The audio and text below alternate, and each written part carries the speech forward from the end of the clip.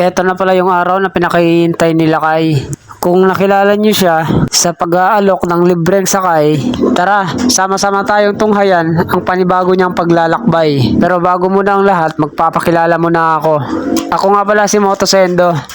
Hindi nga pala ako si Lakay. Hindi rin ako mayaman. Pero gusto ko mag-alok ng libreng sakay. Pero gaya niya, nangangarap pa rin makamit ang tagumpay. Sobrang solid talaga ang binibigay ng suporta ng mga kaibigan niya at pang buong pamilya niya. Good luck sa panibago mong paglalakbay.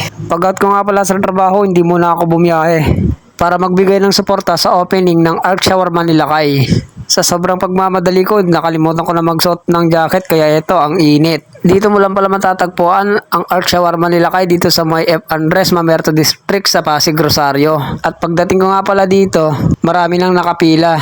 Wala nang patumpik-tumpik pa, pumila na agad ako para naman matikman ko ang pinagmamalaki niyang shawarma.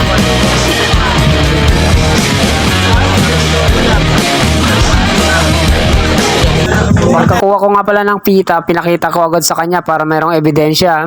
Nyamot ten gayom, nagimason. At dito nga pala, nagpapasalamat na siya sa mga taong laging nandyan na sumusuporta, lalong-lalo na yung mga kaibigan at pamilya niya. Konting mensahe lang ang sinabi niya, baka mamaya maiyak pa. At dito, yung pinakahihintay naman ng lahat, uumpisan na kasi yung mga paraffle niya. Bilang pasasalamat na rin sa mga taong pumunta sa opening ng Arc Shawarma niya. Ganito sila kasaya, nanalo ka na, busog ka pa. At dito ko nga pala napatunayan na sobrang lakas pala kumain ni Patata ng pita. Si Jules Motovlog nga pala yung nanalo. Congrats! At syempre, ito na yung pinakahihintay ng lahat. Ang paraffle nilang helmet, napaka-solid. Congrats nga pala sa nanalong si ating taga-Antipolo.